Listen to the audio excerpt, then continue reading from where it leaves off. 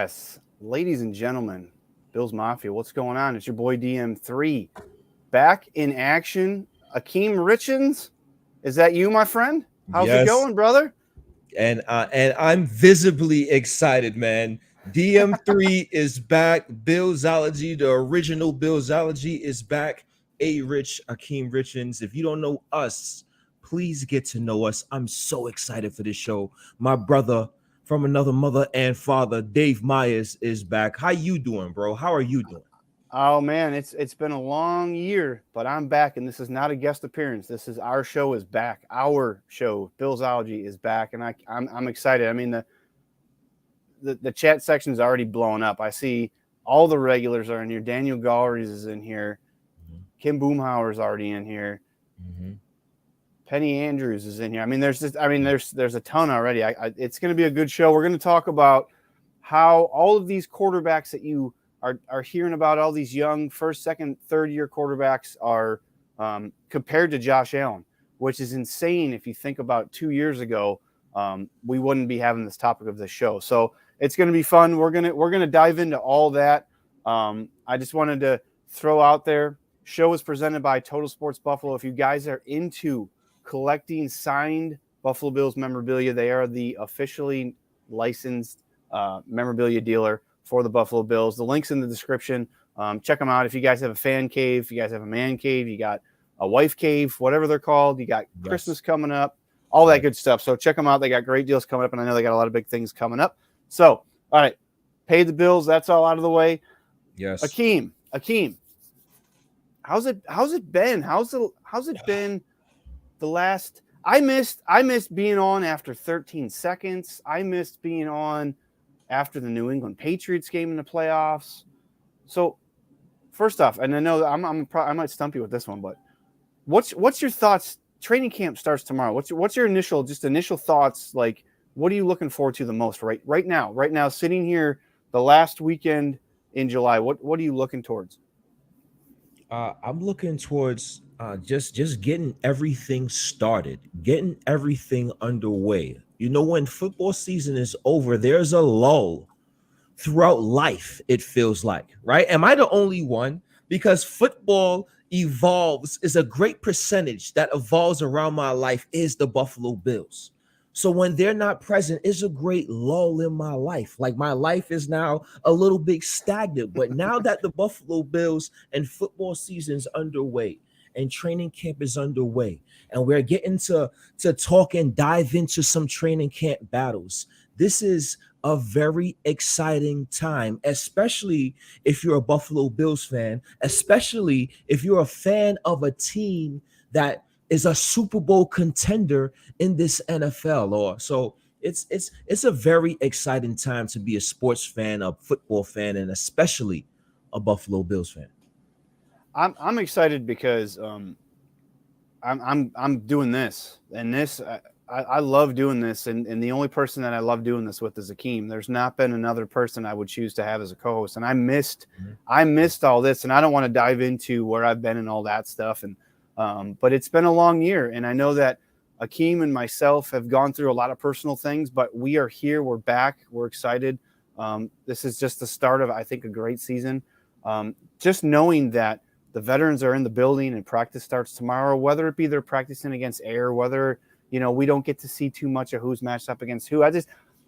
The hype around this team is absolutely, it's off the charts. Social media for the Bills has never seen anything like this. We're typically, hey, top 10, yeah, we're going to do okay. But now it's like everywhere you look, top of the mountain, everybody's predicting the Bills to be a Super Bowl contender. So we're going to do a couple of our segments. We're not going to bring back all the bells and whistles because we just kind of want to get back in, kick some of the dust off.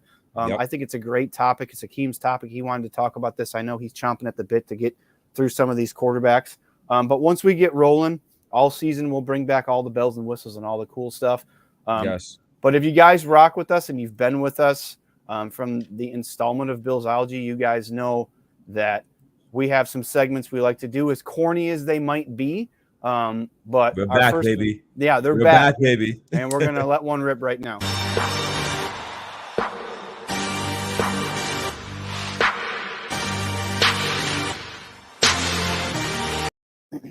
All right, so tweet this.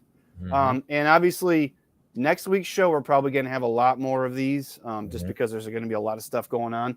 And if you're new to watching the show, what tweet this is, we find relevant tweets that are very interesting, sometimes controversial, sometimes funny, Mm-hmm. good talking points for Akeem and myself. So the first one, and this has kind of been going around for a while. I feel like if you go back to Joe Hayden's Instagram page from like 2 months ago, he posted a workout video. Stefan Diggs put it in his story. Von Miller, he shared it in his story right after he got signed with the Bills. Jordan Poyer liked it and commented on it. So, ARich, Yes. looking at this here, knowing that we drafted Kaiir Elam, and knowing that I think that until Trey comes back, whenever that is, I think we're going to be in good hands. Would you be Mm-hmm. opposed to signing Joe Hayden as that veteran presence in the CB room? And you know what? This is an excellent topic. Excellent way to kick off the show, right? Because Bills players have been clamoring for Joe Hayden. The workout video is there. Stefan Diggs commented on the workout video, added the Buffalo Bills. So it's the interest is obvious amongst Bills players. So would I be opposed of adding a veteran like a Joe Hayden? I think it would be a good idea.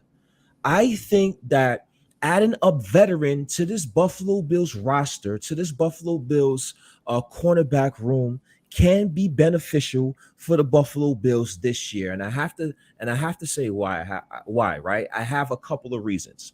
Uh, the first reason is I think is more of the obvious, right? It's Trey White's injury, right? Trey White injured his ACL, a significant injury, Thanksgiving last year against the New Orleans Saints. So we don't know when Trey White is coming back, right? We don't know if it's going to be week 1 against the Rams. We don't know if it's going to be week 8 against the Falcons. Nevertheless, we need, as fans, as a fan base, as the organization, as coaches, as his players that he's playing with on the field, we need a healthy Trey White. We don't want to rush Trey White. We don't want to feel like Trey White feels the pressure to return back and needs to be the savior for the Buffalo Bills, right? We want him completely healthy, no rush. So let's get our cornerback healthy. And in the meantime, add a guy that has some veteran experience to help aid the Buffalo Bills cornerback room. So that's one reason, is Tre'Davious White injury. Let me get into another reason. Let's talk about the rest of the cornerbacks for the Buffalo Bills. I think the Buffalo Bills lack production and experience behind Tre'Davious White, right? Dane Jackson, 25 years old, former 7th round pick. He's going into his 3rd season. He only has 8 career starts. Kaiir Elam is a rookie cornerback out of Florida, 1st round pick, 23rd overall. We hope he can make an immediate impact, right? We hope these players can make immediate impact, but they lack the experience and the production. If you bring in a guy like Joe Hayden, he has that the smarts, the vast majority of experience he can further develop and help the progression for the young cornerbacks that do not have the experience. So that's another reason. And last but not least, it's always good to have depth at the cornerback position. So depth, the injury to Trey White, and the lack of experience and production coming from the position beyond Trey White is reasons why I would add a veteran like Joe Hayden. Yeah, great points. I couldn't disagree with any of those. First off, if you haven't smashed the like button, please smash the like button. If you're watching this on Facebook, Twitter, or YouTube, if you're watching on Facebook, share. And if you're watching on YouTube, please subscribe, hit the bell so you know when all of our great content goes live. I mean, all those points are valid. My biggest thing is this is going to be a wait and see thing with Tre'Davious White, right? We can hear all the fluff stories about how, you know, he's the first one in there, he's the last one to leave every day, but the bottom line is we might have to wait and see. This might be something where, you know, we're getting into right around preseason and he's not ready to go. Then they got to start doing something. But do you want to sign a guy knowing that Tre'Davious is going to come back. Depth is great, but what I think we have an all-pro corner in Tre'Davious White, so we need to make sure that when he comes back, it's the right time, because we can't afford to have something happen to him again. And I would be more comfortable having a veteran like Joe Hayden, who's played in a very similar system that the Bills run. He'd be very familiar with picking up the playbook. He's a veteran. He's going to be able to help Elam. He's going to be able to help Dane Jackson. Even from the sidelines. Even from the sidelines, he can help them. Yeah, and, I mean, we know that McDermott loves his corners. We know Leslie Frazier loves his DBs. So, to me, I would let Trey kind of progressively come back. And if it's Thanksgiving, it's Thanksgiving. You want all your guys down the stretch. You want them all healthy down the stretch. And I know the training staff will do right by Tre'Davious White, and they're going to make sure that, hey, if it's week one, if there's any signs that he's not going to be 100%, they're not going to do that. But we might go up against the Super Bowl champions with Elam and Dane Jackson as CB1 and 2. And this team needs to start strong out of the gate, because the first 6 weeks of the schedule are brutal.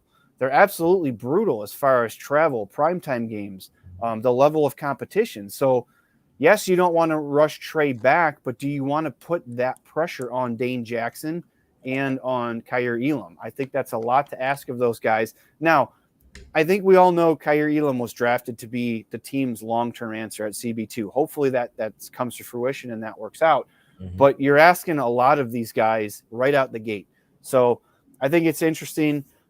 There's a lot. The comment section is blowing up on this topic. And I see, and it's not even about it being about Joe Hayden. We're talking about Joe Hayden specifically because of the tweet, right? Because there's Bills players that are clamoring for Joe Hayden specifically. So that's why we're talking about him specifically. But I'm all in for adding any veteran corner that can help the Buffalo Bills along the way.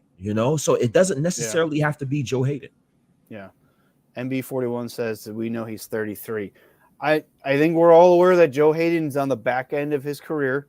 I think, like Akeem said, I think it was similar to a conversation we had a little over a year. It was probably been almost 2 years now when we were talking about Richard Sherman. I think it's transitional skills, right? So maybe he's lost a step in coverage, but maybe the IQ that he can bring to the room would help the young guys. And like Akeem said, from the sideline, maybe – even if Trey comes back week one and you got Kaiir Elam's CB2 week one, maybe Joe Hayden, there's certain packages you can use him in, or he can help from the sideline. So he's still a free agent. So I don't think he's highly sought after at this point.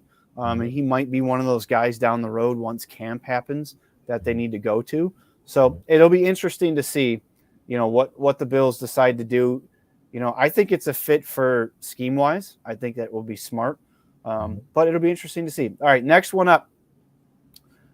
So we put stuff out on social media because it was a parody. There was a parody account that tried to, it was a Bleacher Report parody account that said the Bills signed OBJ. Everybody went bananas. We posted it as a parody, as a joke, because OBJ actually responded and retweeted the tweet saying, I woke up, I asked how much did we sign for? Von Miller, what's good, teammate? So all the joking out of it, I think we take away all of the, it was a fake account, it was fake news. We get all that. Mm-hmm. Let's talk about this, because this is not the first time this has been brought up anywhere on social media. It's been all over. Everybody, I think, is well aware of his injury, and he's probably going to miss a huge chunk of the season. Would you be opposed to the Bills taking a flyer on OBJ if the price is right? Now, here's the thing, right? You see OBJ, you see what he's done since coming back from his first injury, right? He was playing exceptional football. He had a lot of touchdowns. Him and Matthew Stafford, the chemistry was there, and OBJ and Matthew Stafford proved to be one of the many reasons why Baker Mayfield is no longer a Cleveland Brown, right? But now that he's coming off a second injury, and we talk about Tre'Davious White getting hurt on Thanksgiving, Odell Beckham got hurt during the Super Bowl in February. You know, so that's a lot later. And I talk about Tre'Davious White not being able to probably get back into Tre'Davious White all pro form his first year because that injury is a significant one. You have to develop trust for that knee again. You got to prove mentally that you can make the necessary cuts when receivers making cuts, and you got to believe that your knee can react to what the opposition is doing. So it's going to take some time. Well, Odell Beckham is a receiver in his own right, and it's going to take him time. So I don't even think you will get the best Odell to begin with this season anyway. So I would pass on Odell because one, you wouldn't get the best Odell this year, and two, I think the Buffalo Bills wide receiving core, they check all the boxes. They fill all the dimensions, in my opinion. You have Stephon Diggs, who is your number one alpha, bona fide superstar wide receiver. You have an ascending number two wide receiver that is big, is physical, and graceful with his feet in Gabriel Davis. You have a guy that can be explosive and can help in the yak game in Jamison Crowder. You have your deep threat in Isaiah McKenzie. You have your Swiss Army knife that can do punt return, kick return, line up at running back, slot on the outside in Shakir. So the Buffalo Bills wide receiving core already checks all the boxes and already is one of the strengths of the football team. So all in all, I would pass on Odell Beckham. I have to agree with you. It's nice, you know, in fantasy land to think about, because a lot of people look at it with, you know, look what he did in the he helped the Rams get to the Super Bowl because he was pretty good in the playoffs. I mean, let's be honest. He was really good in the playoffs, and he was playing well in the Super Bowl until he got injured. I just don't know where you're taking targets away. You have the emergence of Dawson Knox, who you're probably going to want to use in the red zone and other things. You got OJ Howard. I think the jury's kind of still out on how they're going to use them. And then all the receivers that you named, on top of the fact that you brought in a receiving running back in James Cook. So I think they have speed. I think they have hands. They have the athleticism, unless it's an absolute bargain basement steal, or, and I hate doing this, or something happens in training camp where one of the big guys goes down, you know, Gabe Davis or Stephon Diggs or something. And I don't ever want, I hate the bad juju. I don't know. I don't think we need to hinder any of the development that we're going to want to give to Gabe Davis. Isaiah McKenzie's in the system again for what? This is the fifth year now. Isaiah McKenzie's in the system. And then you got Khalil Shakir, who you're going to want to groom him. And then, to me, honestly, one of the most underrated signings that anybody's made this offseason is Jamison Crowder. I put some stuff out on Twitter comparing him to Cole Beasley, and everybody thought I was bashing Cole Beasley. But if you guys know me, I went to bat for Cole Beasley until the day he was released. Like, I was one of the hugest supporters of Cole Beasley. I just think that Jamison Crowder, if he stays healthy, you're going to get the yak. You're going to get more receptions, larger average per reception, and I think it's a steal. I think he was a steal. So, and he hasn't had good quarterback play since he's, you know, for the past 3 or 4 years. So he's got Josh now. So it's the Josh Allen effect. So I don't know. Definitely, man. Like you said, it's definitely the Josh Allen effect, and because of the quarterback we have with the combination of players we have at the offensive skill positions, the expectation is our quarterback is going to deliver the football to these players and make them better. Josh Allen has made players better. He's gotten a career year from a Stephon Diggs, a Cole Beasley, a John Brown. So we expect that to continue with the added pieces and dimensions we already have on the offensive side of the ball for the Bills. Spin has a pretty good comment. This is kind of something to think about. A little bit of a different take on it. The only reason to grab OBJ is to secure him for next season. I don't know, because you still got McKenzie's on a multi-year deal. You still got Gabe Davis. You still got Diggs. You got Khalil Shakir. You know, I still think that he'd kind of be fighting those guys for targets. Now, a healthy OBJ is dangerous, you know, because the Bills didn't go out and necessarily replace the Emmanuel Sanders guy, with somebody, because they just assume that Gabe Davis, after what he did in the postseason, is just going to secure that number 2 wide receiver role. And then they sprinkled in other guys like Jamison Crowder, Isaiah McKenzie, things like that, and Khalil Shakir. So it's a good thought, but I don't think that that's something, because if he comes back healthy, say he signs with some team around the trade deadline and he's looking to come back in November or December, and he goes on this run with somebody, he's going to want a ton of money next year, I would think, but he's coming off that injury. So it'll be interesting to see. So, all right, tweet this. We got those 2 out of the way. Again, Yes. If you guys are watching on Facebook, smash the like, please share. If you're watching on Twitter, please comment, please share, or retweet. If you're watching this on YouTube, please subscribe, please like the video, and drop as many comments as you want.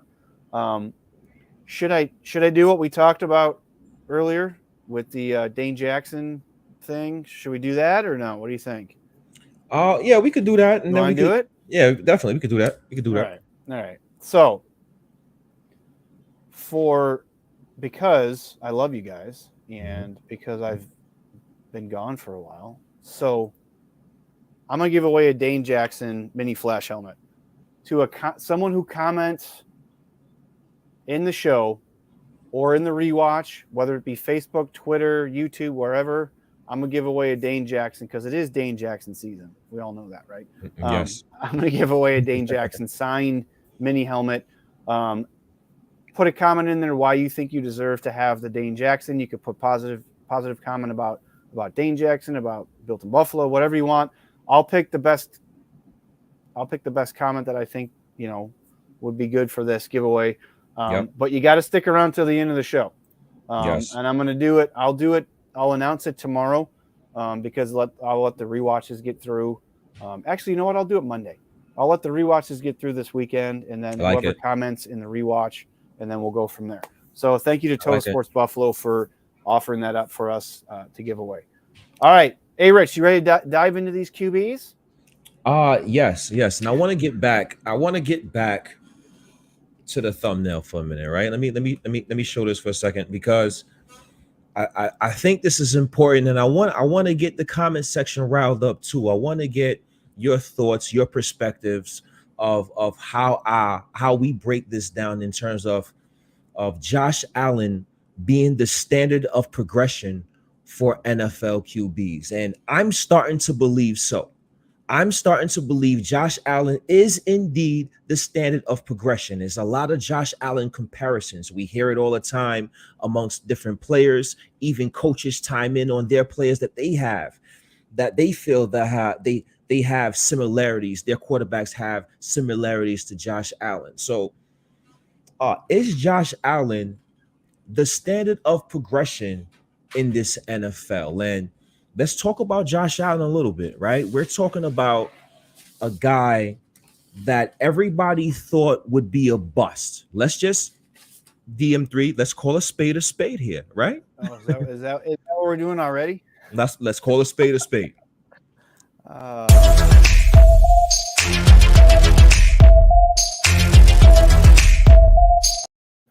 Caught me off guard. I wasn't prepared. I know. We got to get back into the routine. Yeah, we'll get back into it. By week 2, week 3, we'll be better acclimated. We'll be better acclimated.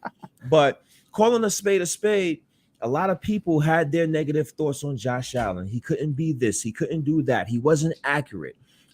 He couldn't read through his progressions. There was a lot of naysayers with a lot of negativity about Josh Allen, and deservedly so, right? You got to go by what you see at the time. But what they ignored was his potential. What they ignored was his progression. What they ignored is all the things that he had that a quarterback that at the quarterback position that you can't teach, right? 6'5", 250 pounds. He's big. He's fast. He's physical.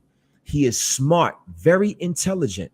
He has a rocket arm, and he has the moxie, right? Josh Allen has a bunch of things that you can't teach, that is not coachable, that are God's gifts. And I think that is a key component into Josh Allen's progression. Now, when you combine that into where you go matters, right? Where you land matters. Do you land with a good organization? Do you land with a good GM, head coach, offensive coordinator? Luckily for the Buffalo Bills, luckily for Josh Allen, they did. And they understood how to develop a quarterback. And I think those combinations of where you go matters, knowing how to develop a quarterback and having those physical attributes is the ultimate key to success into why Josh Allen was able to progress. So we're going to get into some quarterbacks. And while I do think Josh Allen is the standard of progression in the NFL, I think it's due to an unfair injustice because Josh Allen, in my opinion, is a generational quarterback. I agree 100%. This is a great comment too, because no other team or fan base would let a QB progress in time. So I'm going to kind of piggyback on that. Josh Allen came into the Bills, I believe, in a perfect situation. The team broke the drought. So whoever they took, whether it have any of those quarterbacks from the 2018 draft, would have – the team wasn't really – the organization, I don't think, and Brandon Beane would probably call me a liar, but the team wasn't in really like, we need you to be good right now. Like 5 minutes ago, you need to be hitting on all cylinders. Like the team, I think, was prepared for whoever they took, and they obviously fell in love with Josh. They were prepared to do the work. And I don't think a lot of these teams are giving these guys, and we'll get more into this, once we break down each of the quarterbacks. I don't think that they're giving a lot of these guys the time. It's a what have you done for me lately league, and it's called the NFL. It's the not for long league for a reason. We've all talked about Josh Allen. We've all talked about how, he's got a cannon arm. He's got some of the most explosive speed once he gets out in the open. He's worked on all the intermediate stuff. He's worked on his long ball, all that stuff, right? We've talked about all that, but I feel like what's not being talked about is Ken Dorsey. What's not being talked about enough is Brian Dable. Any of those other guys that have helped Josh get to where he's at now. And yes, Josh had to put in the work, and he goes and works with Jordan Palmer, and he does all this stuff in the offseason. But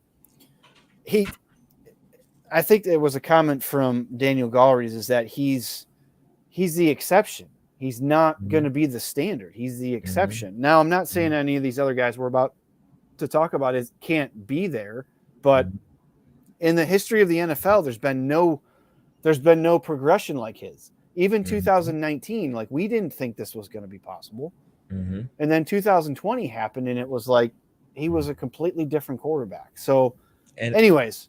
And I think, and I'm sorry to piggyback off you. I think this is such an interesting topic, and that is the reason, and that is the thing that I think that other organizations and other GMs and just other people around the league are ignoring. They're ignoring that the fact that what Josh Allen did is really hard to do, and I don't think it could be done from a progression standpoint from 1 year to a next, or from year 1 to year 3. They're going by what the Buffalo Bills did in terms of structure, in terms of what they did in the offseason. And they're taking the Buffalo Bills offseason blueprint, and they're going to use that blueprint and saying, you know what, if we use the Buffalo Bills offseason blueprint, we can get a guy that can mirror Josh Allen production. If we can do what the Bills did after year 1, upgrading the offensive line, upgrading the receiving department, eventually getting a bona fide number 1 wide receiver, getting a security blanket, a safety valve for my quarterback, having a very good defense that can keep scores close. If we can do those things, then we can have that standard, which is Josh Allen. And I think those are the things that the organizations is looking at most, instead of the God-given traits that Josh Allen has that these other quarterbacks do not possess. And you got to give it to Brandon Beane's scouting department and I believe Dan Morgan, I believe he was a part of that, because not a lot of people saw this. Like, not a lot of people saw that he was going to become the guy that he is. We all knew he could throw it, a country mile, and he can, he had some escapability, from the pocket and things like that. But kudos to them, man, because they took a big swing and they absolutely hit a home run. So, and Penny has a great comment, and I think this helps a lot. I know for the fan base, this now, it could be Josh is playing the part of the franchise quarterback, but I believe in my heart of hearts that Josh Allen, what we see, that's him. He's just that guy. He's the guy that, I saw something on Twitter where they were doing a photo shoot and somebody threw a football at him and it hit him because he wasn't looking and he was joking around afterwards. Like, that's Josh Allen. And it fits in with the culture that McDermott has brought in. It fits in with Bills Mafia because that's who we are. We love having a good time and going after it. So I don't know. I just think that's a great comment. And Penny's a Mets fan, so shout out Penny, man. Shout out Penny. Golly. God. Hey, did anybody see that the Blue Jays beat the Red Sox 28-5 yesterday? Jesus Christ. Sorry. I love it. Four tutties in the baseball game.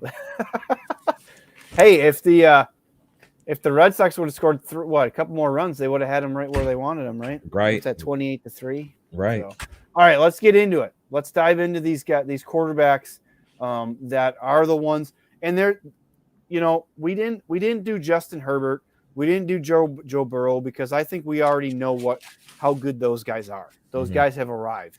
Joe Burrow has arrived. Justin Herbert has arrived. Those guys are really good quarterbacks already in the NFL, and they're establishing their careers already. What we're doing, just to kind of preface our list, we took 6. We picked 6 guys. Some were rookies. Some have 2 years. Some have 3 years. Guys that similar in when they were drafted, similar in expectations, and the guys that are most talked about as far as can they take the Josh Allen leap. So we'll start first with Daniel Jones. Danny Dimes has played 38 games in the NFL in over 3 seasons. Actually, not a bad touchdown to interception ratio, 45 touchdowns, 29 INTs. We all know he was a first round pick, 6th overall by the Giants in 2019.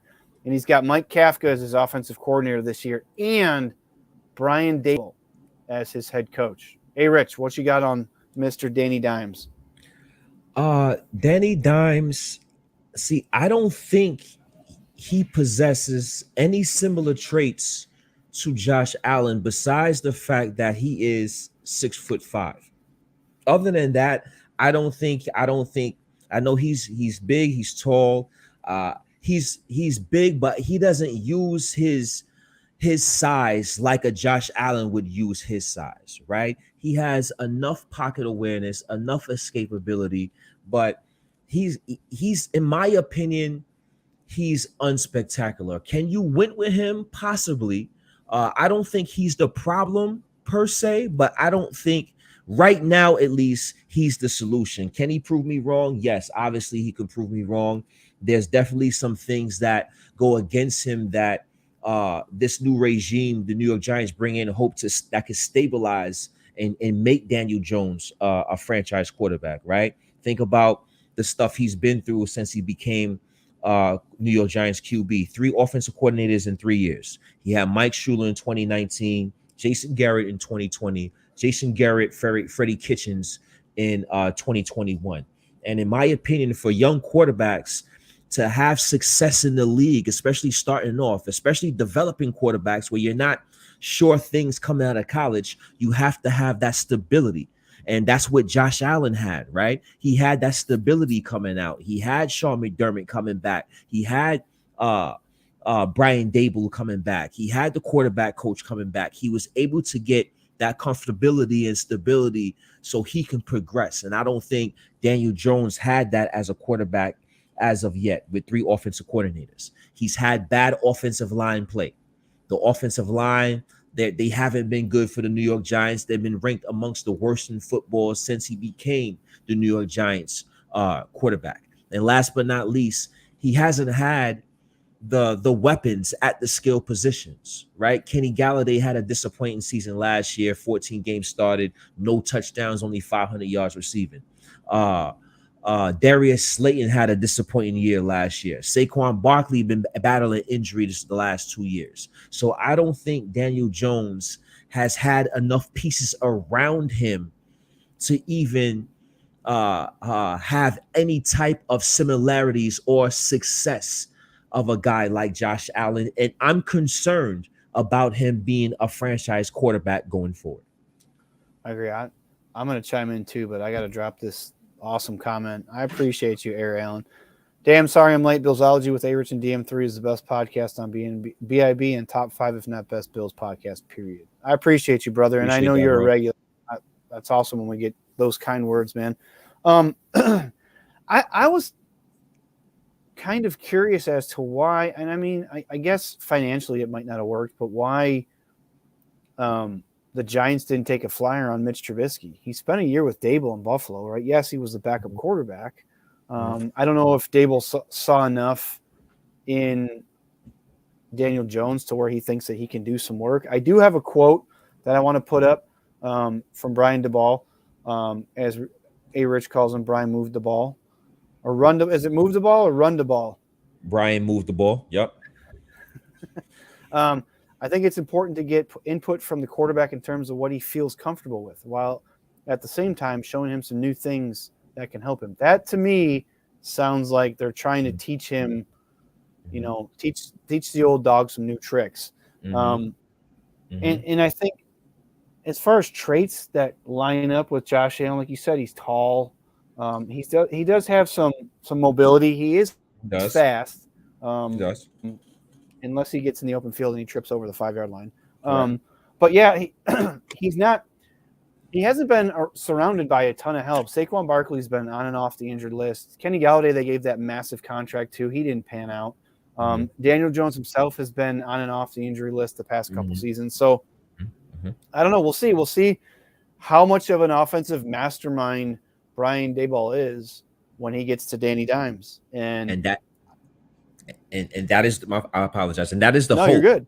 That is the hope, correct? That is the hope. What is the hope? I think every team that we talk about and every quarterback on a team we talk about tonight, they have an end game and they have a hope. And the hope for the Giants is that Brian Daboll can progress Daniel Jones like he did Josh Allen, right? The hope from the New York Giants is that Joe Shane can construct a team, a winning team like Brandon Beane did in Buffalo. So that's the hope. The hope for the New York Giants is to get Buffalo success with the guys they had that's seen the success and been part of the success now with the New York Giants. So I think that's the hope with that organization. I mean, I think honestly, I mean, I don't know as far as, I mean, they had some cap issues. So I understand why you couldn't possibly go get Mitch Trubisky, and maybe Daniel Jones isn't the guy, and you're just going to give Brian Daboll 1 year to kind of see if you can fix things. And if not, you're hitting the 2023 NFL draft for a quarterback, which the class isn't spectacular next year. So we'll see. I mean, they're going to have their work cut out for them. I'm not a fan, or I'm not a not fan of Daniel Jones. I think he does some things well.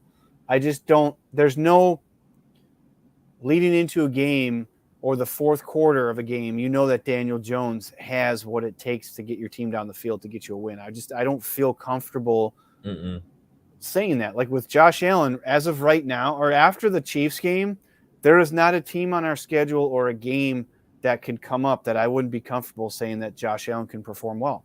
I don't care about the 55-mile-an-hour win game against the Patriots. He still actually played well in that game. He threw for 145 yards against 55-mile-an-hour winds. And then he came right back and shoved it down their throat a couple weeks later. So I don't think that. My bad. I got a question for you. Yeah. I got a question for you. And obviously, in the comment section, everybody's going to see the rest of the list. But off the top of your head right now, if you had to give me a quick answer without thinking about going in depth, where would you have Daniel Jones on this list, 1 through 6? Well, I know who 6 is, and I don't want to. We're not going to show the list yet. Right. This will be fun when we go through at the end. We can rank them all. Okay, we'll do But that. We can do that like that. No. I think I'd put him 5th on the list right now. Okay. But again, even though he's played 3 seasons, I haven't seen a ton of the sample size with a good offensive line, a healthy Saquon Barkley. We don't know if Brian DeBall wants to run the ball or not. So is Saquon Barkley going to essentially become a pass-catching back? Because we all know McDermott was the one that wanted to run the ball in Buffalo. Right. And he was a lineup 4 wide, and let's just go after it. So I put him 5th. What about you? Yeah, I like that. I like 5th. 5th sounds good. I know who I definitely have 6th, and 5th, 4th, and 5th. I'm battling a little bit, but right now I like how 5 sound. All right. Next guy up, Zach Wilson. Stifler's mom is watching and she's excited. Anyways, I had to get that in there. Zach Wilson, he played 13 games last year, which was his rookie season. Not bad overall. I mean, Robert Saleh, you had a new head coach, you had a new offensive coordinator. As we all know, he was 2nd overall in the draft 2021. He's got Mike LaFleur, which we all know comes from the Kyle Shanahan tree and all that stuff. So what's your thoughts on Zach Wilson? Zach Wilson, I think 6'2", 215 pounds, 3-10 last year as a starter, battled some injuries. I think from a physical standpoint, I think Zach Wilson possessed all the tools. He put on a show during his pro day last year. Everybody talked about it. Everybody can remember. Again, of course, it's against air, but impressive arm strength and showing nonetheless. Rolling out right, throwing left, throwing on a dime. So he has athletic ability. He has an impressive arm, an above average arm. When some Jets fans may say elite arm. So he has all the ability in terms of playing the quarterback position. Does he have the recognition? Can he read defenses? Can he accurately and consistently throw the football? I think is some concerns about a guy like Zach Wilson. But I would tell you what. I think where you go matters, and I think how a GM constructs a football team matters in terms of development of players, especially hopeful franchise quarterbacks. And I think the New York Jets general manager Joe Douglas is doing a tremendous job, at least attempting to put pieces around Zach Wilson to be successful. If you look at their O-line, they have Becton. They have Vera Tucker, who had a very good rookie season. They signed Lincoln Thomason, who's one of the better guards in the NFL. If you look at running back, they upgraded there with Breece Hall. We all know him because we wanted him to be a part of the Buffalo Bills organization, right? They have Michael Carter. If you look at the receivers, they have Corey Davis, who's big. They have Elijah Moore. They drafted a Garrett Wilson. They have Braxton Berrios. They signed CJ Uzama and Tyler Conklin at tight ends. So Zach Wilson has all the pieces in place in year 2. I think he has more pieces in place year 2 than Josh Allen even had in his second year with the Buffalo Bills. So the New York Jets general manager and that staff has done a tremendous job putting the pieces in place for Zach Wilson to be successful. Can he do it? Do he have enough between the ears to get it done is the only question for Zach Wilson. I couldn't agree more with you. I mean, if you look back at Allen's, what he had, John Brown and Cole Beasley and a young Dawson Knox and Devin Singletary. Zach Wilson has a really good offensive line. I mean, I think the jury's still out on Mekhi Becton. He's had some weight issues and some they wanted to say that he had some issues with, practice and was his head in the game and things like that. But there's no way he can't succeed. If he's their guy that went number 2 overall, if he's their guy, this is the year he's going to take the leap. Is he going to take a Josh Allen leap? No, he's not. I just don't think he's the same type of quarterback. he might have a really good season. I think that I can see the Jets winning maybe 6 games this year, 6, maybe 7, depending on, how things fall out, injuries and such. But I absolutely think you nailed it. I think that if he can't succeed this year, he better be building something for the next season. He better be, showing improvement, being able to win games in the fourth quarter. A lot of the stuff that we're measuring Josh on, because that's the show. Does he have a clutch gene? We don't know. He was a rookie last year on a bad team. Right. So those are all things that we're going to have to see if he can stay calm, cool, and collected. And this is kind of like a sidebar, but everybody's talking about Jimmy G, and he could start on a lot of teams, and now he wants to. They've given him the opportunity to be traded. They told him, Trey Lance is our guy.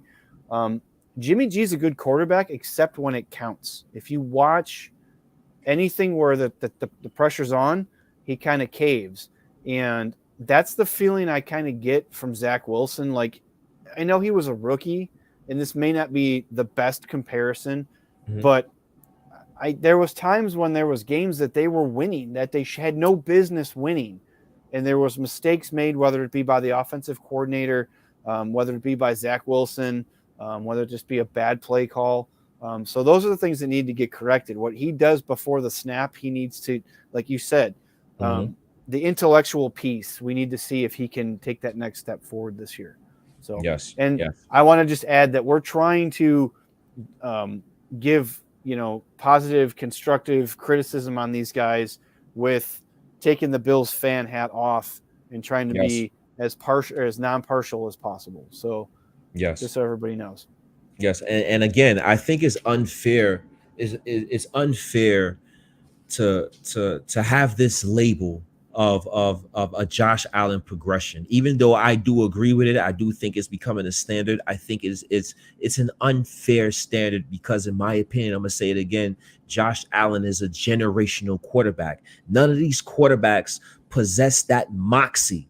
That it gene that we all see from Josh Allen. I haven't seen it from any of these quarterbacks. That moxie, that alpha male gene, I haven't seen. And that gene, that moxie is a part of what makes Josh Allen great as well. And I think that is a difference maker. So even though I think it's a unfair comparison, Zach Wilson, if he had any similarities, he do have a very good arm, a rocket arm. He can make all the throws. So I think he compares with Josh Allen, not to that level, but I do think he has the arm strength to make all the throws like a Josh Allen can make.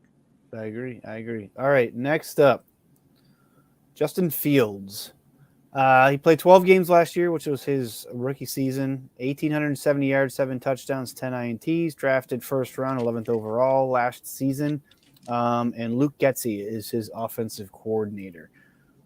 This is the one that kind of I scratch my head at because I think his whole season was kind of a dumpster fire. I think that he got thrown to the wolves and was put in some very unfair situations. Now, sometimes you got to do that with these quarterbacks. You want to make sure the rookies, hey, you know what obstacles can you jump over? How can you get over them? How can you solve problems? Things like that, because we know you're going to hit these things. We know you're going to have your lumps, right? We saw it in 2018 with Josh. There was some times when you're like, dude, what are you doing? Why are you throwing into triple coverage? Why are you trying to force a ball when you got a wide receiver open in the flat? Like, we saw those, but with Justin Fields, there was bad coaching. There was really bad in-game management, all around. I think he's got the tools to be a very competent NFL quarterback. I don't think he can be on the Josh Allen level. Now, does he have the athletic, dynamic ability? Absolutely. He's got somewhat of a Lamar Jackson trait where, he can make something happen when there's nothing, but I don't know if the arm strength is there to make the dynamic throws, because that takes a lot more than just being able to throw the ball really far. You have to be able to read the coverage over top and things like that. So I'm still on the fence. I'm not sure. I don't think this year's the year. If he takes a leap, it's going to be a big leap this year. I mean, there's new coaching staff there. It's a tough division. What's your thoughts on Justin Fields? I think it's tough. I think it's tough because what does it take to have success as an NFL quarterback? What does it take to see that leap in progression? What does it take? It takes the individual, right? The individual himself, he has to do the necessary things in the offseason to progress. He has to lift, he has to watch film, he has to go and work out, practice, work ethic, get better, right? And then that has to be combined with what the organization is doing to help further the progression of their franchise quarterback. And Right. this is the part where I'm stuck at. I don't know what the hell the Chicago Bears organization is doing to help further the progression of Justin Right. Fields. Right. How good are these pieces? You have a defensive mind coach in the Indianapolis coach. I forget his name. You have this offensive coordinator who I'm not sure. I'm not sure how good he is. We'll see. But then when you look at the offensive weapons, I like Daryl Mooney. He's emerged as a number one receiver last year for the Chicago Bears. 81 receptions, 1,055 yards, 4 touchdowns, which is very impressive when you have a horrible quarterback play. But after Daryl Mooney, who are the weapons? Daz Newsome, Byron Pringle, the rookie Velus Jones, the recently acquired N'Keal Harry, right? St. Brown. Who are the weapons? Who are the pieces to help Right. Justin Fields progress? And because I'm not sold on the pieces, I'm not sure Justin Fields is going to be that guy this season. And in terms of guys we're talking about that furthered along their progression. So I'm very concerned about Justin Fields. Yeah, it's another organization too. I think it was it Lone Wolf? Oh, Spin said it's another organization that historically has not proven to be able to develop quarterbacks. I mean, Mitch Trubisky, right? I think the jury's still out, unfortunately, on Mitch Trubisky because he played 4 years in Chicago, and we don't know what was going on. He was taken out, at times. He was benched. There was times when there was just awful in-game management, play calls, you name it, stuff in the fourth quarter, whatever. And I don't think he was used to his full potential. Same with Justin Fields. I mean, use the guy like you want to use the guy. If he's going to be a guy that can get you the yards on the ground, then do that. Like the Bills do with Josh Allen. They call design runs on purpose because they know that they have a quarterback that's capable of there's going to be someone coming at him unblocked, but he has the escapability to get outside and make things happen. So I don't know. I don't think this year's the year he takes a big jump. I mean, hopefully he progresses, but like you said, what are you doing to support him? Right. Did you improve your offensive line? Right. Darnell Mooney had 1 year, but I think that's still kind of unproven. He had 1 season. And they haven't done anything. I mean, DK Metcalf's unhappy in Seattle. Make a trade to go get DK Metcalf. You immediately have 2 stud wide receivers. Yeah. Stuff like that. It took the Bills, the Brandon Beane tried in 2017 to get, the quarterbacks that we had on the roster, Peterman and Tyrod Taylor. Yes, it was Kelvin Benjamin. We all know the biscuits from Popeye's jokes and whatnot. It didn't work out, but you could tell he was trying. And then free agency came 2018. You could tell, okay, well, we drafted Zay Jones. We got to use him. So, but then 2019, he was like, all right, we got to start putting shit like in front of Josh that's actually going to work and not just have these number 3, number 4 wide receivers on the roster. So again, just showing how far ahead of a lot of these front offices Brandon Beane and staff are. It's remarkable. All right, so we're going to move on. This guy, Trey Lance. He only played 6 games last year. But he's back up to Jimmy G. Has been named the starting quarterback because the 49ers have granted Jimmy G permission to seek a trade. 5 touchdowns, 7 interceptions, first-round pick, 3rd overall. The 49ers did do a lot of moving in the draft to go get him, even though they had Jimmy G signed his big contract. There isn't an offensive coordinator in place, but we all know that Shanahan's probably going to call plays if I had to guess. What's your thoughts on Trey Lance? A lot of people were hyped up about him because Josh came out and was a supporter. That he had the pre-draft video last year saying, "Hey, don't listen to any of the hate. Just ignore him. Do your thing." A lot of people, I think, lump him with Josh because of his physical traits. Big arm. He's got a wild throwing motion that he's going to need to work on. His footwork needs work. They say he's got somewhat of an inaccuracy issue. What's your thought on Trey Lance overall? Overall, I like Trey Lance. Now, me liking Trey Lance is does that mean he's going to become? Shout out Izzy with the super chat. Appreciate Me you. like me liking Trey Lance. Does that mean he's going to become a successful quarterback or good? Maybe not. But Trey Lance, I like because he does have the similarities of a Josh Allen. He does have some similarities. He does have some skill sets, some similarities. He's big, he's fast, he's a dual threat quarterback. He's a dynamic runner. He does have a rocket arm, so you could see some similarities in their game from that standpoint. Also, from draft standpoint, pre-draft standpoint, I think he was talked about in similar fashions that Josh Allen was talked about not being as accurate and hitting the targets and having those accuracy issues.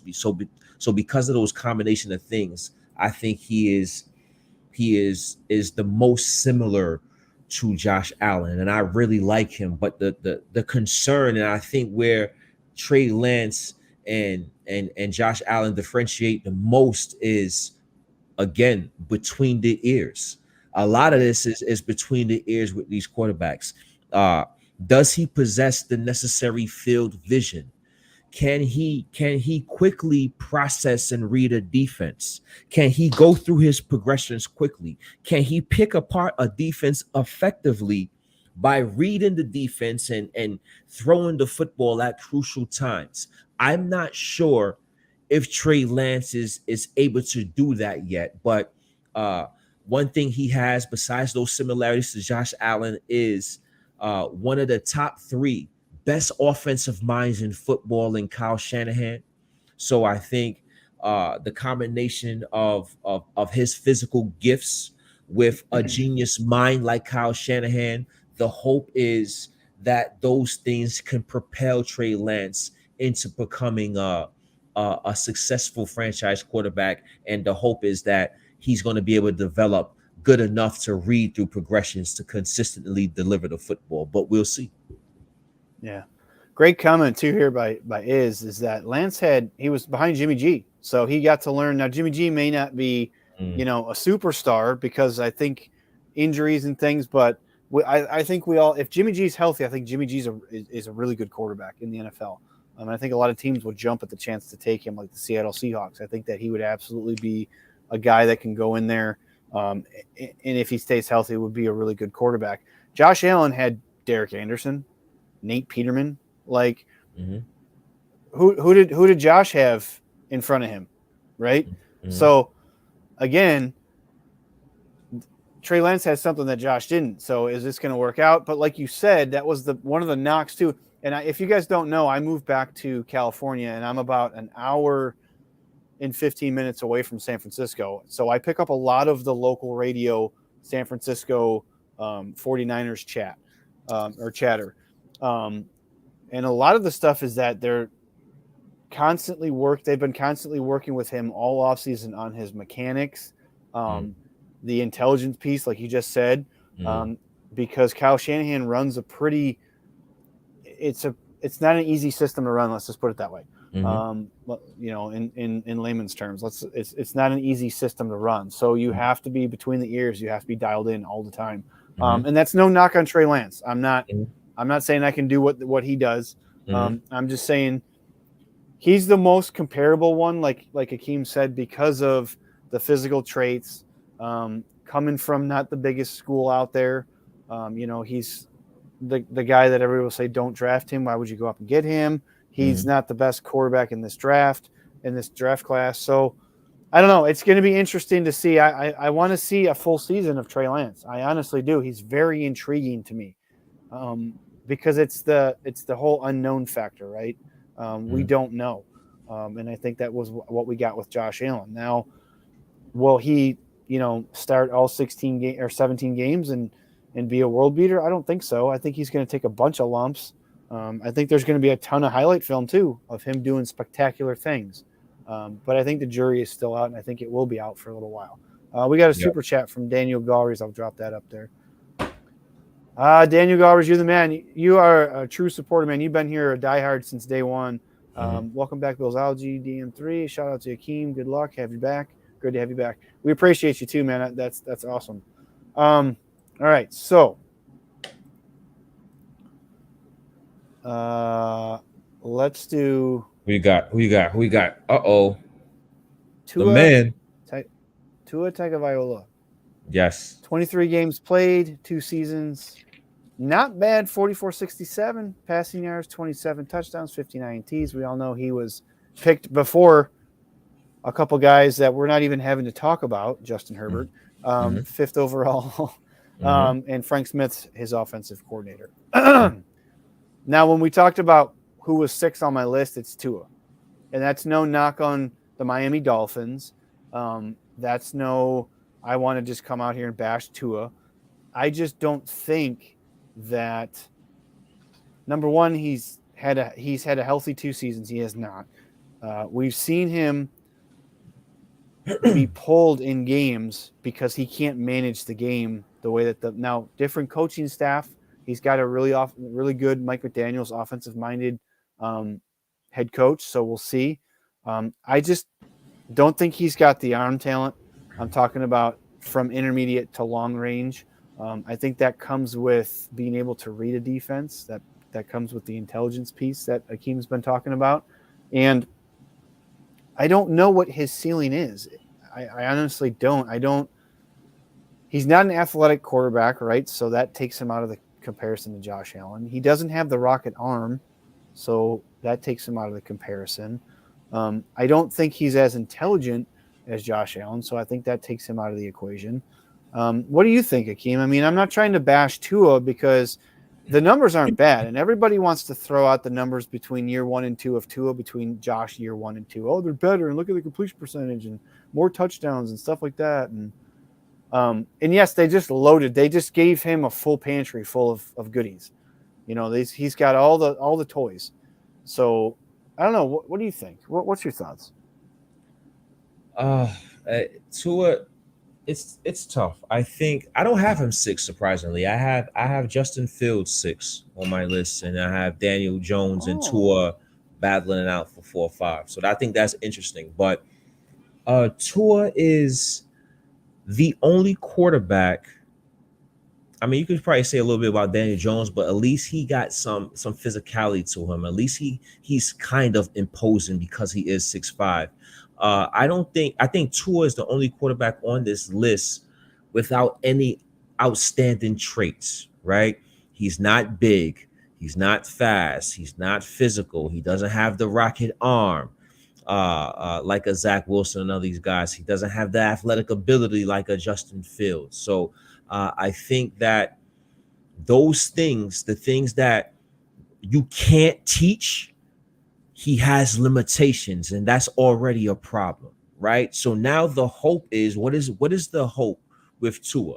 Everybody hope that he can well, at least Miami Dolphins fans hope that he can continue to be pinpoint accurate in the short and intermediate game. The hope is he can progress some as a deep ball thrower, and he can make all the throws. That's the hope, that he could progress into that this year.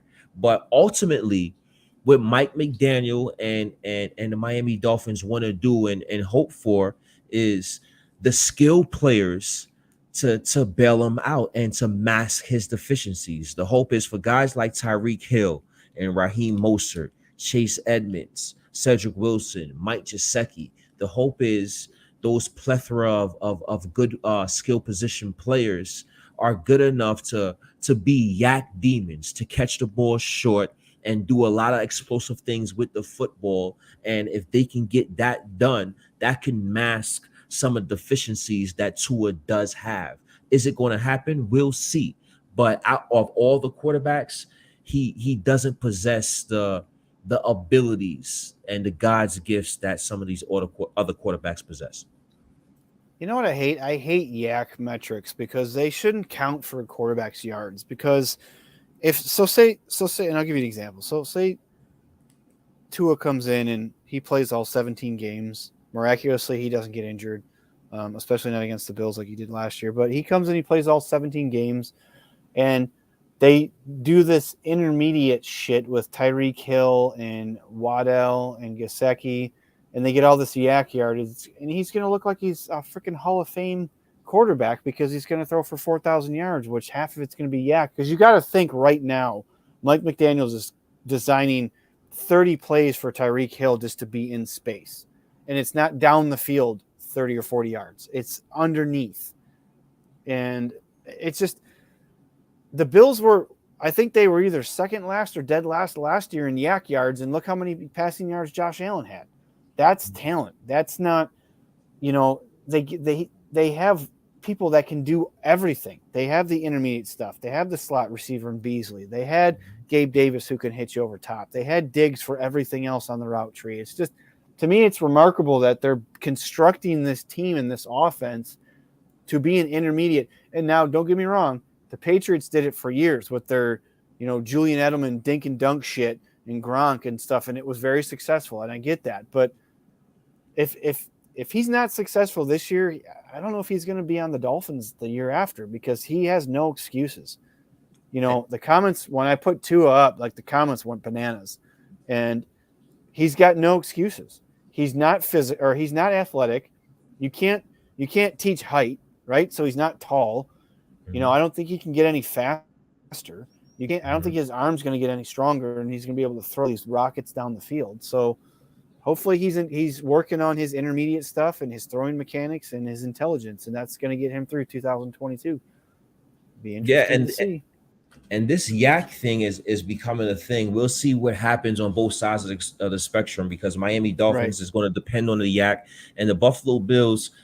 It's been a lot of talk how we want to improve our yak, and that's been an interesting topic of discussion as well. Yak yardage. I think it's interesting because as much as I love yak yardage, how much does injuries play to that? The Buffalo Bills have been a pretty healthy team offensively. Right now, yak yards, you want to put the ball in these players' hands. Are they going to be able to take these hits, withstand this punishment, and remain healthy? Because I think that is something that nobody is talking about when we talk about yak yardage. Yeah, we want yak yardage, but I want my players to be healthy as well. And however they got to be healthy, however we have to play to maintain that health is what I want for my ball club. So interesting to see. And that Brandon Beane, we think that he doesn't pay attention to the media people and stuff like that. But I mean, they went out and got Jamison Crowder, who's he's a yak guy, and then they drafted James Cook, who is going to be a guy that they're going to look for in the screen game, intermediate game, and whatever for yak yards. So he's paying attention. All right, last but not least, Jalen Hurts, 30 games played over the last 2 seasons. Impressive 4,200 yards, 22 touchdowns, 13 INTs. Drafted second-round draft pick, 53rd overall, 2020. Shane Steichen, I believe that's how you pronounce his name, as their offensive coordinator. This one is interesting to me because something came out on social media. I saw many different versions of it, and it kind of blew up. Like, everybody was reacting to it. Eagles fans and Bills fans were going at it all week. They put up the 2-year stats for Josh Allen and for Jalen Hurts. And they were saying, well, look at the touchdowns. He had more touchdowns than Josh Allen. Look at the passing yards. It's just about the same. So what do we think is going to happen in year 3? And don't get me wrong, the Eagles, have a really good team this year. I think they put together a really good team. They've added some things on offense and defense. I think they're going to have a really good team. But I don't think that he has the speed. He has the physical ability, and I'm always going to compare him to like Lamar Jackson. But I don't know intelligence-wise if he's got the huge arm like Josh does, and the escapability in the pocket, I don't think it's there on the level that it is of Josh Allen, who, by the way, under pressure was the second most successful quarterback behind Justin Herbert last year in the NFL. So, what's your take on Jalen Hurts? Like that, I saw that post, and everybody at Bills Mafia and the Eagles fans were just going ham on each other this week. What's your thoughts? I you know what? I kind of like Jalen Hurts. I I know you think, do. yeah, I think, I think, I think the man is, I think he's an explosive athlete with a ton of potential, and I think you hit it right on the head. A Jalen Hurts is a poor man's Lamar Jackson, right? You, I would now. How scary would Baltimore be if Lamar Jackson had Jalen Hurts weapons, right? I think Yeah. Jalen Hurts have a lot of weapons, but I don't think people are as scared because at the end of the day they're not sold on Jalen Hurts. But I think the kid has some potential. Now, is he a big guy? No, but he has some dynamics to him.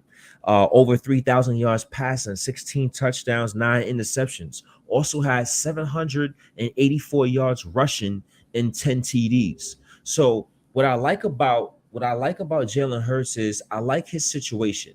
Uh, his head coach understands exactly what he is. We're going to utilize Jalen Hurts in terms of last season, in terms of getting the ball out quick, and we're going to utilize his legs. We're going to make sure his legs is a factor in our offense to make our offense more explosive and more dynamic.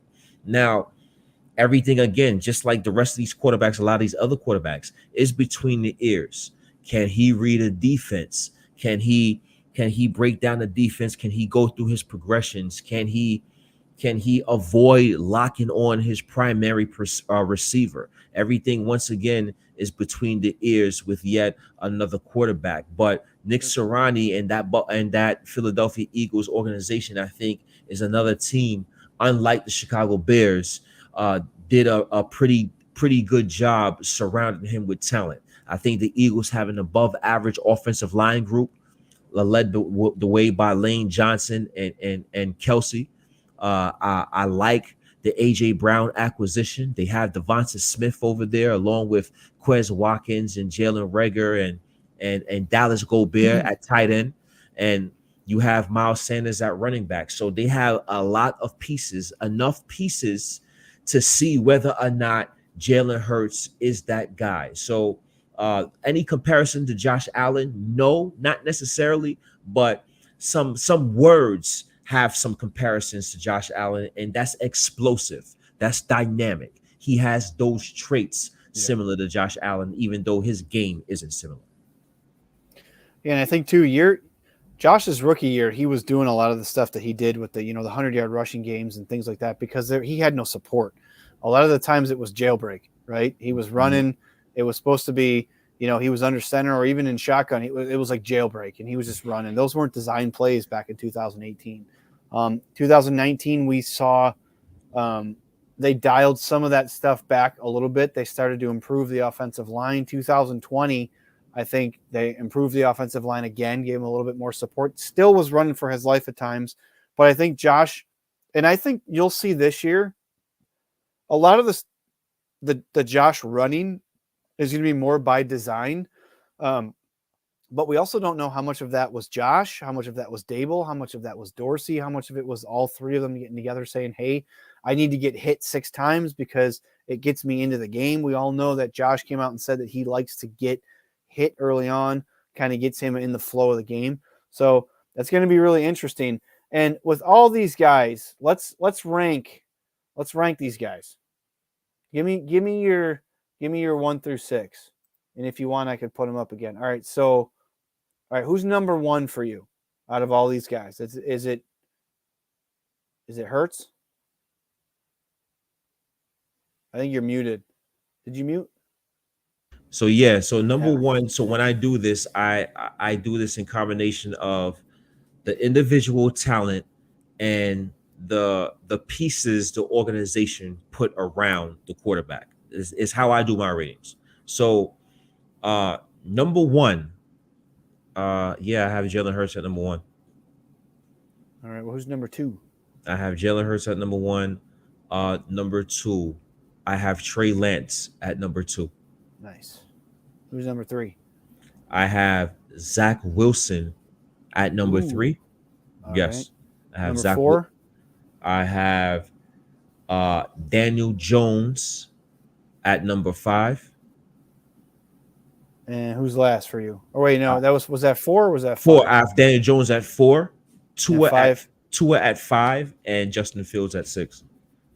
You're just not that confident on Justin Fields, huh? Nah, I'm I not. just don't think we've seen. I just don't think we've seen like enough of him, and he was in Right, such a shitstorm in Chicago. Like there was nothing. right. Nothing was done right. He was put in a really bad situation. Sometimes you want to let the young quarterbacks just let it rip, see what you got.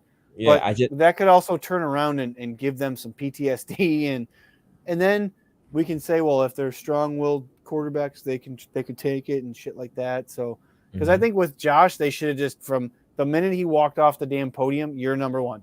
mhm, These other guys can just watch you do your thing, and we mhm. didn't do that, and I think it kind of hindered the beginning of his 2018 rookie season. So number 1 for me, I think is Jalen Hurts too. I do like a lot of the stuff that he did last year. He improved a lot last year, Mhm. and I think that he has the ability in the fourth quarter.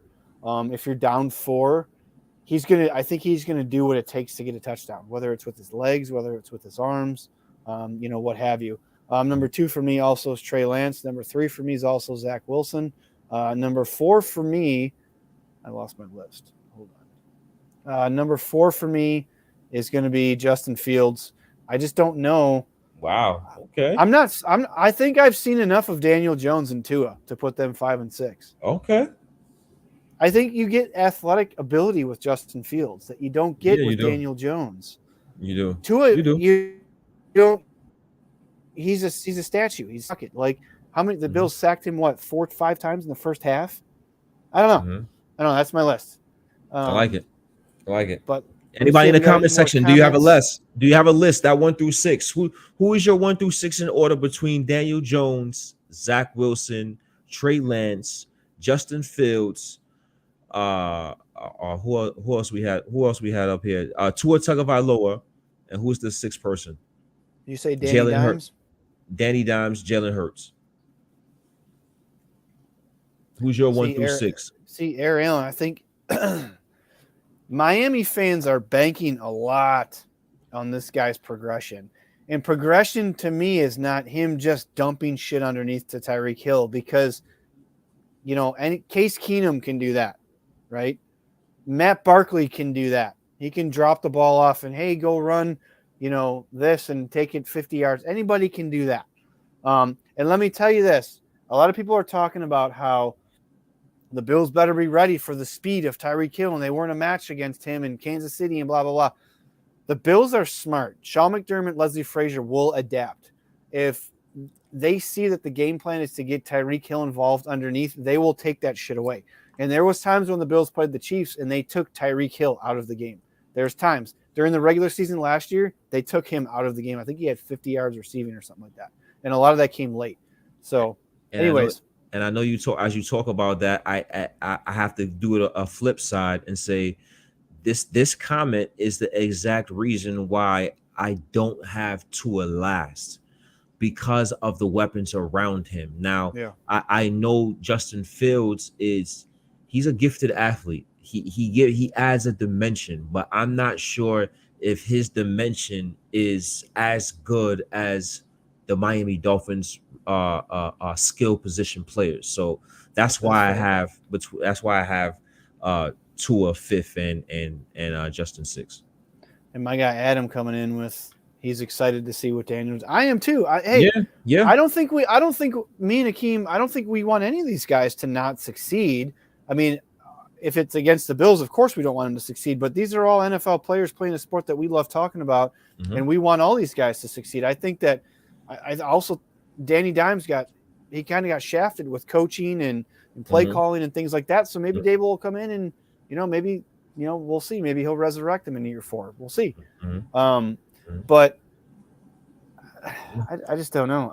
So would you say, and this is a random ass question, who has the best receiving core in the AFC East? I think is our team. I think it's the Buffalo Bills. Because I've seen a lot of things where Miami with Tyreek Hill and Jalen Waddle are better than Diggs and Davis. If we're talking top two guys. Well, if you're talking just top two, then they have an argument. When I think about Yeah. that's why receiving core, I think about the entire core. So I think they're very good. I think Hill and Waddle are very good, but I think they're top heavy. After that, I do think there's a significant drop off. Yeah, I know Cedric Wilson, he flashed for the Dallas Cowboys, but that's still Yeah. indeed a drop off between Waddle and Tyreek Hill. And I don't think there's a major difference, if any, between a Stephon Diggs and a Tyreek Hill, as far as who is better between those players. Now you Yeah. have Gabriel Davis and Crowder and McKenzie and Shakir. I just think the Buffalo Bills from top to bottom Right. is a balanced group with no significant drop off past Stephon Diggs. For sure. I agree 100%. All right. So if you guys haven't already, if you're still here, I'm going to give away this mini flash helmet signed Mm-hmm. by Dane Jackson. I love Dane Jackson, by the way. If you guys hadn't known that about me, I'm a huge believer in Dane Jackson. He's one of the best cornerbacks in the NFL in the 8 games he started last year against the run, which I think we can use all the run support. We can use any of the run support that we can get. We can use it. So I'm a huge believer in him. I'm going to give this away. All you have to do is, if you watch the video, comment why you think you deserve to win this Dane Jackson helmet, whether you're watching Facebook, Twitter, or YouTube, and I will pick the winner and announce it Monday and let you know if you won. Hey, Rich, it's been over, what? It's been like a year and a few months since we've done this. How do you feel, man? What do you think? Any Man, words of wisdom to get out of here? I think it was an excellent show, man. An excellent first show. I've been waiting to do this. I've been envisioning this for a few months. It's finally upon us. I'm glad we're back. The original Billsology. Appreciate everybody in the comment section. Appreciate the comment we had earlier. I do believe when myself and DM3 is on the original Billsology, I do think that it is indeed a great show. And it's more to come. It's more to come. Billsology is just starting, just revamping itself, and it's going to be a lot of quality content from here on out. It's a big season for the Buffalo Bills. Big year for the brand. Shout out Built Some Buffalo brand. Shout out my brother DM3. We have some amazing sponsors: TSC Buffalo, Picasso Pizza, and the newly acquired sponsor in West Her.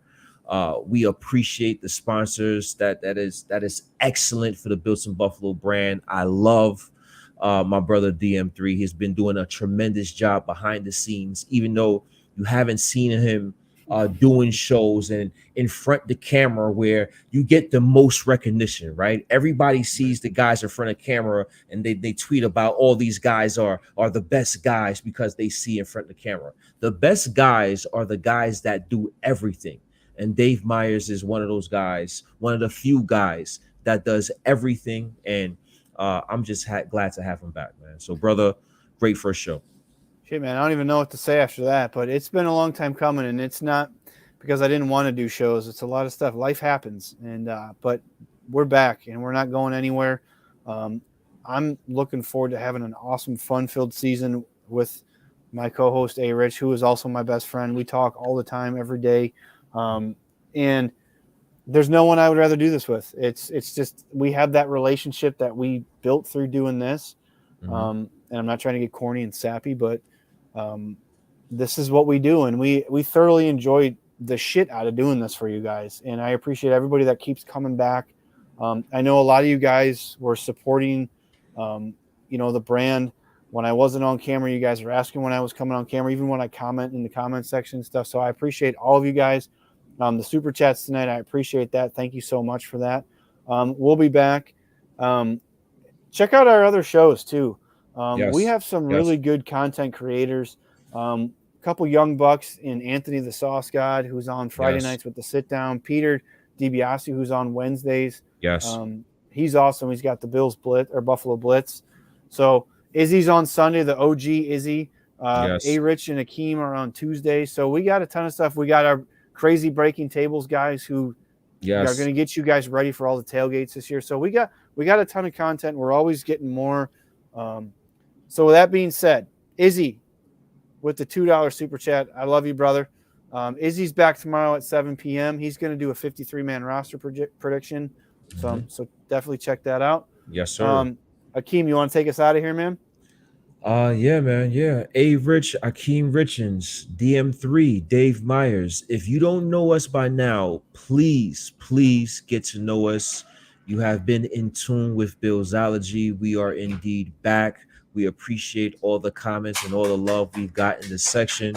And we'll be back next week, same time, 9 p.m. Eastern Standard Time on the Built in Buffalo Network. So until next time, ladies and gentlemen, go Bills. Go Bills. I don't need accolades. I'm in love with the chase. I just